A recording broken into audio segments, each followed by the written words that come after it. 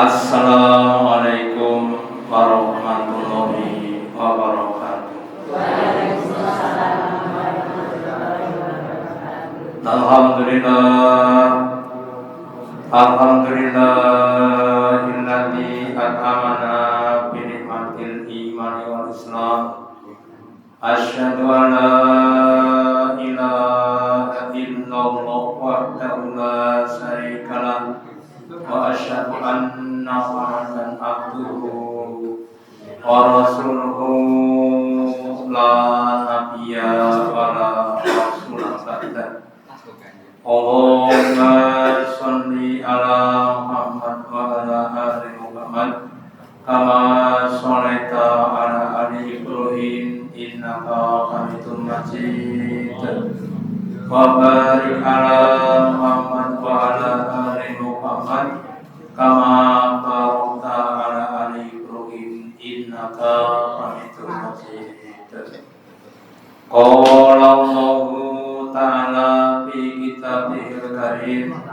A'udzu billahi minasy syaithanir rajim.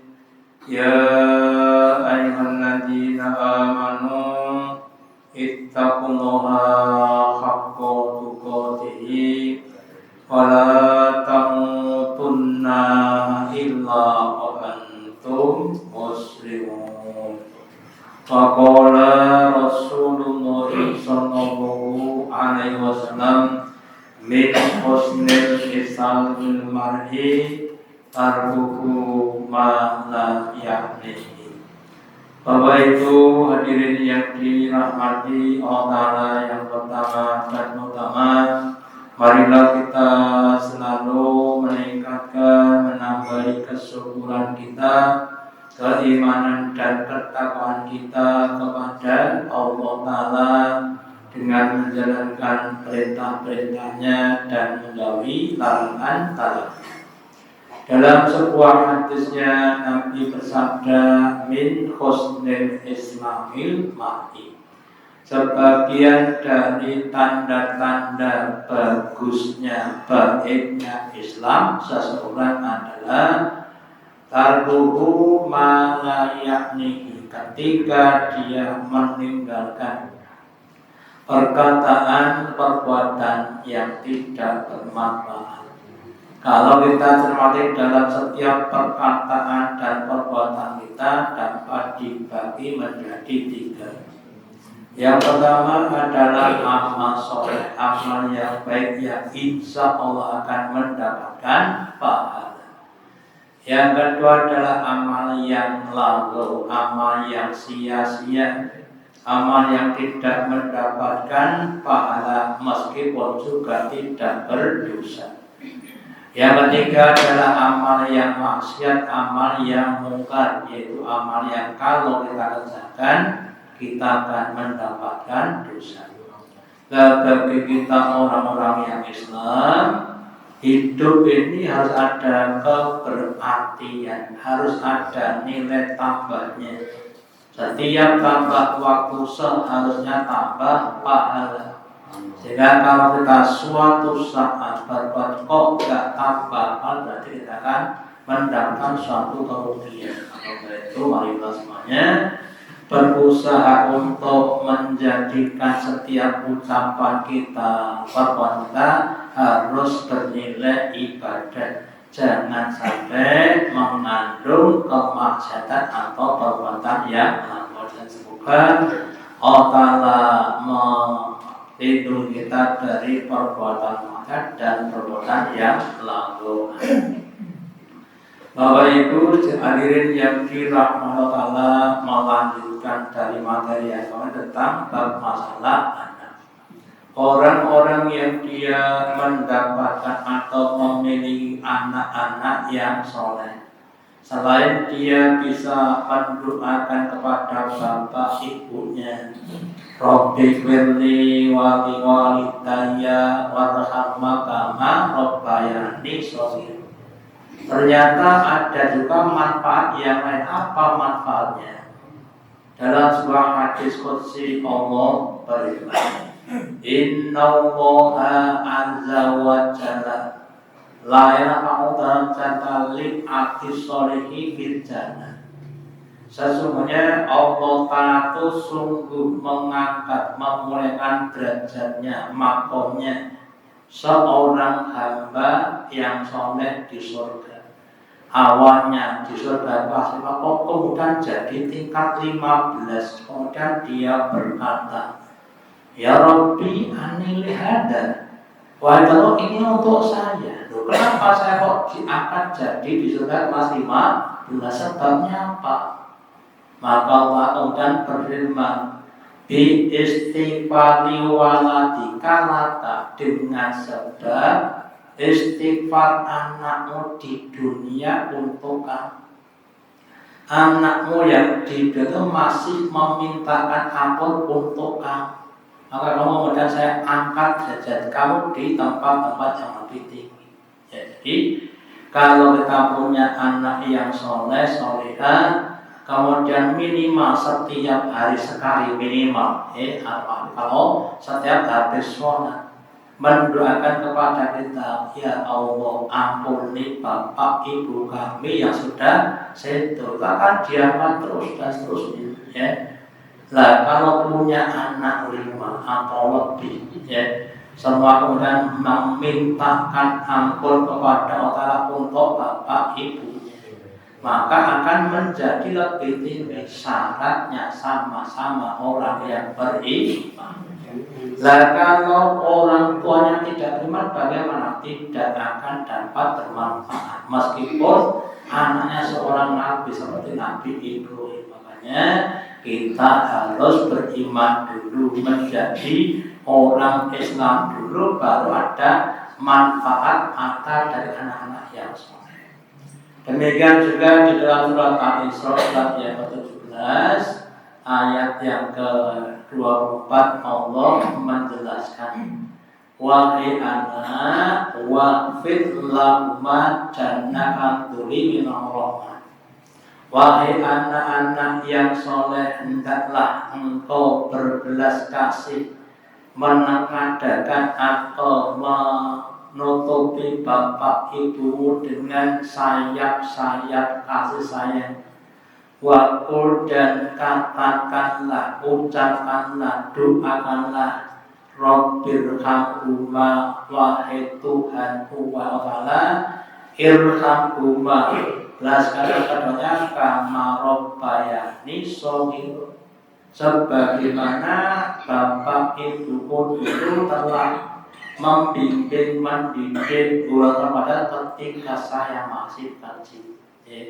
Ada seorang sahabat Nabi bertanya kepada Nabi Rasulullah, saya ini sudah melayani bapak ibuku, ya, dengan berbagai macam pelayanan, saya suapi, saya mandikan, saya gendong kemana-mana.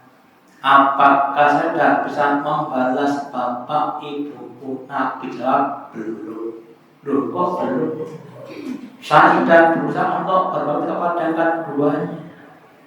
Ya, kalau ibumu dulu ketika menggendong kamu, ya, badan dalam keadaan panas, demam, kemudian digendong, disusoni, masih mendoakan, mengharap kamu akan tetap hidup.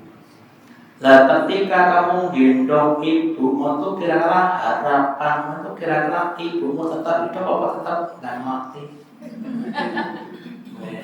Gendong ibu, gendong wis mungkin nggak mati wae. Nah kadang-kadang kita merasa lemah begitu, ya. Karena semuanya berusaha untuk ikhlas. Orang tuh kalau nggak ikhlas nggak bisa istiqomah, nggak bisa sabar. Kenapa? Karena gajinya kecil. Tetapi kalau kita ikhlas, gaji kita besar, maka akan tampakkan, tunjuki kenikmatan yang luar biasa. Sehingga kuncinya ada ikhlas. Jadi di samping anak-anak kita mau untuk memintakan ampun untuk kita, Allah juga dia akan mendoakan kita selama dia masih hidup. Seandainya kita punya anak 3, kita punya anak 3, berarti betul cucunya 9, ya. Kemudian sama-sama mendoakan, maka betapa banyaknya orang yang mendoakan kita di hadapan Allah Ta'ala. Ya. Kisahnya Abu Tolkah itu punya anak yang sakit. Kemudian dia tinggal untuk kerja dan bilang pada istrinya, Bu, saya tinggal dulu kerja ya. Oh ya Pak, silakan kerja. Habis kerja, ketika kerja anaknya meninggal dunia. Ibunya atau Tolkah berkata pada orang yang di rumah, nanti kalau Abu Tolkah pulang, kamu jangan cerita kalau anaknya meninggal dunia. Biar nanti saya cerita sendiri. Oh ya. Ketika Abu Bakar datang, tanya sama istrinya, wah istriku gimana? Atau enggak apa-apa, anaknya sudah tenang. Ya, kemudian dia layani suami yang untuk makan dan sebagainya sampai berkumpul dengan suaminya. Terus ditanyakan, Pak, mau tanya apa? Silakan bertanya. Kalau ada orang dititipi barang, kemudian minta yang punya, kira-kira sebaiknya diserahkan atau tidak? Oh ya diserahkan, kan bukan miliknya sendiri, kan miliknya orang lain. Oh itu iya. Anak kita kan titipannya Allah. Iya, terus gimana? Sekarang saya diambil oleh Allah, berarti mati? Iya. Ya. Maka kemudian selanjutnya setelah itu diberi anak 9, semua hafal Al-Quran. Subhanallah.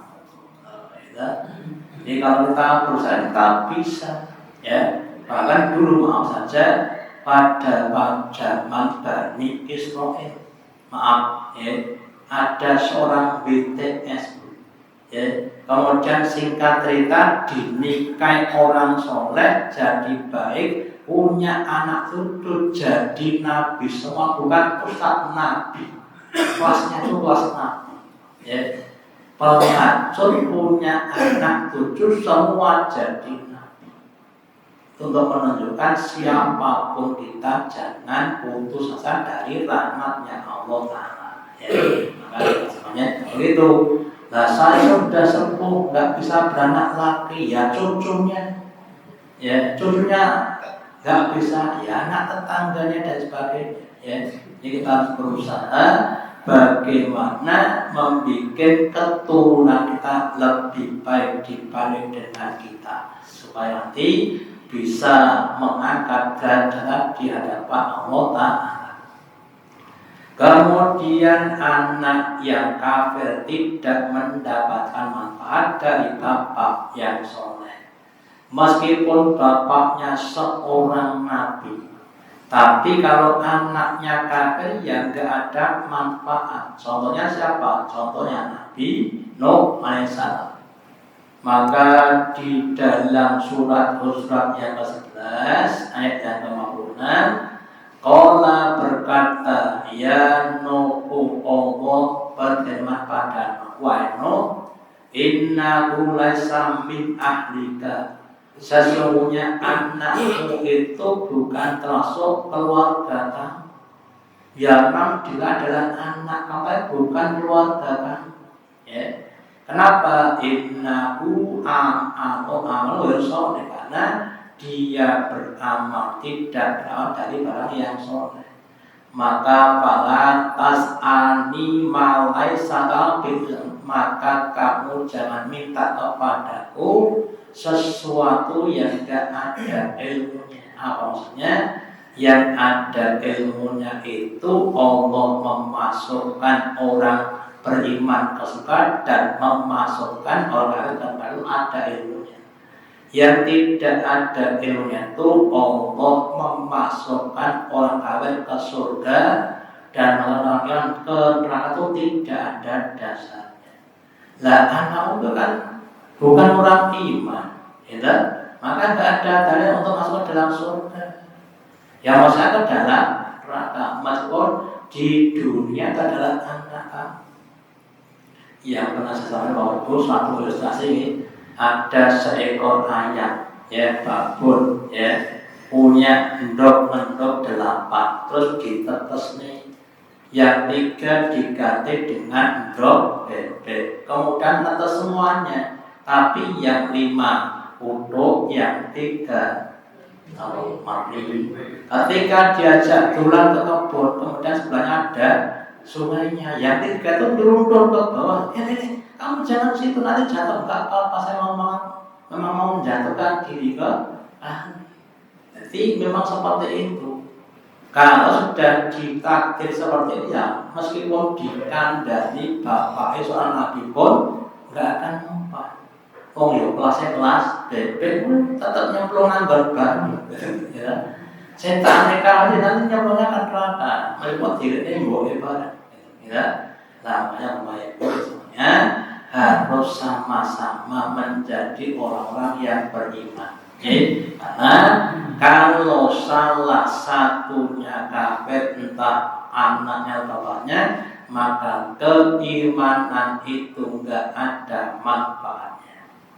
Terus kemudian sekarang sebaliknya, kalau tadi bapaknya yang iman, anaknya yang kafir, sekarang anaknya yang iman, bapaknya yang kafir.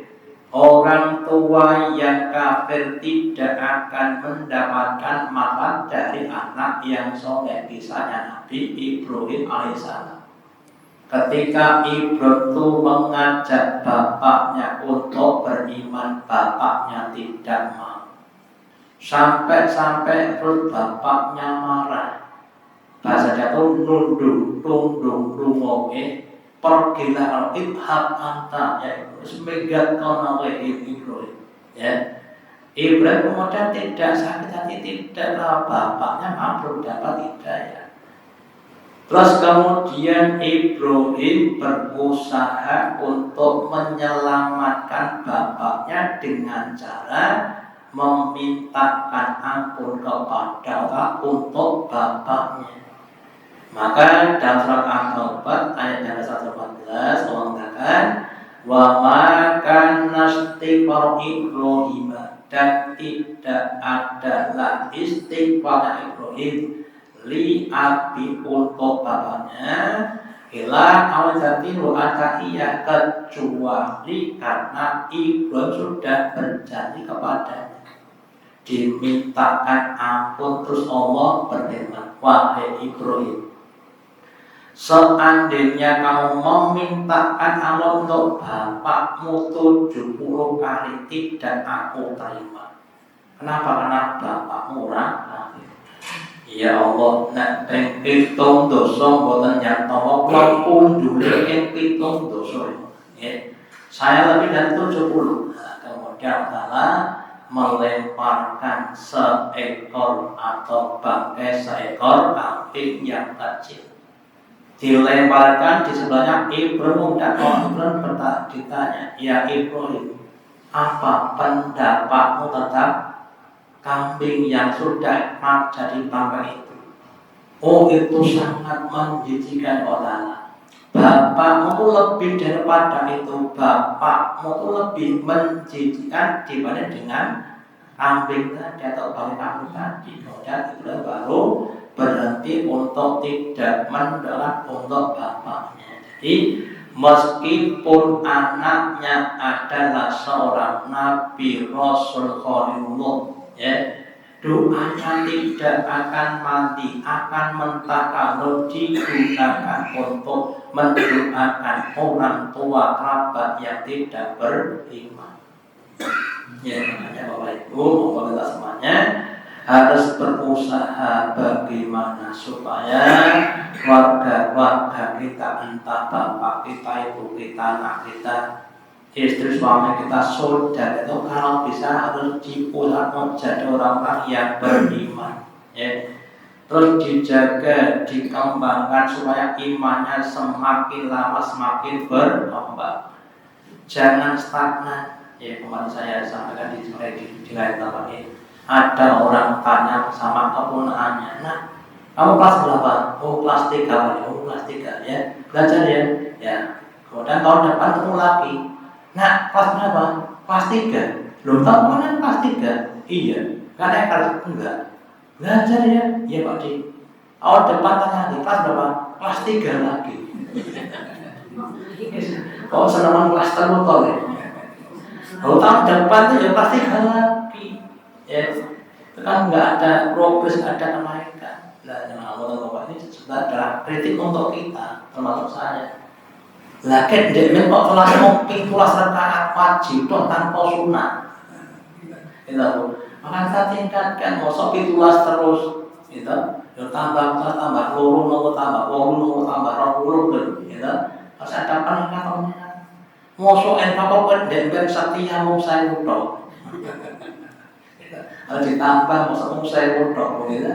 Nah, jajan 2000, anak kita jajan 2000 infak yuk tetap istiqomah 1000. Ya, jangan begitu ya, monggo itu untuk kita. Macam kan juga begitu. Mosoknya malam Jumat tok, ya malam Senin barang dulu. Kita kalau saya harus bermula sama. Ya, zikir juga begitu. Jadi supaya kita amal semakin meningkat. Sehingga nanti diharapkan ketika meninggal berada di puncak-puncak amalan. Ya, sehingga itu yang menentukan makna di hadapan Allah Ta'ala. Terus kemudian Allah itu, kalau orang tuanya beriman, anaknya juga beriman, maka akan disatukan di dalam surga. Di dalam surat An-Tur, surat yang ke-52 ayat yang ke-21, Allah berfirman, walladzina amanu, dan orang-orang yang beriman, bapaknya iman, wattaqatum dzurriyyatun biimanin, dan kemudian diikuti oleh dzurriyyah keturunan yang sama-sama iman. Anaknya iman, cucunya iman, cicitnya iman, canggahnya iman, udah gantong siwurnya iman. Al-Haqna bihim dzurriyyatahum, kami Allah akan menjumpakan mereka dengan keturunan mereka, dijumpakan dengan anaknya, cucunya, cicitnya, canggahnya dan sebagainya di dalam surga yang sama, tingkatannya sama. Bapaknya di tingkat 5, anaknya di tingkat 10, cucunya di tingkat 20, cicitnya di tingkat 30, ya, canggihnya di tingkat 50. Biarkan semuanya jadi tingkat 50, bukan tingkat 5. Ya, maka soal tingkat 50 lebih nikmat. Makanya monggo kita berusaha untuk membuat dinasti yang baik. Ya. Keturunan yang baik, meskipun sekali lagi jerbasuki Allah. Setiap basuki cita-cita itu harus mau rela untuk berkorban pitutur gue dengan ngadani anak itu buatan gampang. Sok dipakai itu apalagi anak milenial. Kandani malah kandani bapak kandani bapak saya mudeng, yang kamu tidak malah mau gerobak, gerobak, biasa lagi, nggak mudeng, harus sabar. Kemudian kita harus tadi, kalau kita ikhlas ngandani anak itu, kalau kita ikhlas seandainya dipaitul jin iso senang kandani ping 38 dipaitul alhamdulillah. Kenapa? Masih ada kesempatan nomor 30 soal. Nek wis manut, ora iso ngandani meneh wis manut tok ngoten gitu. Jadi kita pikirnya tuh kan nggak mau alhamdulillah ada kesempatan, ada proyek lagi dari anak, sehingga kita tidak oke cakuan dari wong tua. Oke, orang sedang buku semangat semandang ngangkat kesyukur malah guyu. Makanya kita harus hati-hati, harus ikhlas. Kemudian perintah Allah kepada kita, Bapak Ibu, untuk menjaga kita dan keluarga kita dari api neraka. Ya ayyuhalladzina amanu, wahai orang-orang yang beriman, qu anfusakum wa ahlikum naro, jagalah dirimu dan wargamu dari api. Waktu Tuhan nasuwa kicau yang bahan bakar terbuat dari manusia yang kafir ditambah batu-batu. Alaiha malaikatun ghilatun siddatun, di neraka itu ada penjaga dari kalangan malaikat yang kasar, yang bengis sing galak geneng getak-getak, yang layak sunallaha ma'amarukum, yang dia tidak akan maksiat terhadap apa yang diperintahkan pada dia. Wayaluna ma yu'marun, dan selalu melaksanakan apa yang diperintahkan kepada dia. Hai malaikat, dalam ya Allah, itu orang di neraka dibakar bakar. Ya. Kalau dapat ditumbuk, gitu. Pecuti pak. Ya, setrika. Ya. Nggak pernah ada belas kasih. Ya, bagi ahli neraka. Ya, maka sangat ngeri sekali orang itu ada di dalam neraka. Ini kita harus mereksa kita dan anak kita dari neraka. Kemudian terakhir, anak yang mati tapi belum balik, terus kira-kira di mana? Ya. Nabi bersabda, "Atfalul mu'minin fi jabalil fil jannah." Anak-anaknya orang beriman yang imannya yang mati sebelum balik usia 5 tahun, dolanan ten lumbang kecemplung lumbang terus itu. Enten sing dolanan balik mlayu tendaran dikoyak tabrak mobil gitu, ngapunten itu dan sebagainya. Nah, itu mereka akan diasuh oleh iblis. Yang kedua, Ibrahim Basaro akan diasuh oleh Nabi dan namanya Sarah. Hatta yuradu ila abaim, sampai besok ketika kiamat dikembalikan kepada bapak ibunya. Terus dikatakan ada yang jelas Bapak Ibu, ketika dia anak-anak tadi diperintah untuk masuk, dia tidak mau. Masuk saja? Enggak. Masuk saja? Enggak mau. Kenapa? Sebelum saya jemput bapak dan ibu saya. Ya. Kalau jannah, kamu masuk saja? Lah. Ya. Sebelum saya menggandeng bapak dan ibuku masuk ke dalam surga. Ya, makanya berbahagia orang yang maaf saja punya anak belum balik, kemudian dia sudah mati tapi dalam keadaan sabar dan itu. Ini ngampun dipateni. Itu urusannya. Okay? Ya, jadi kalau kita punya anak belum balik mati, alhamdulillah.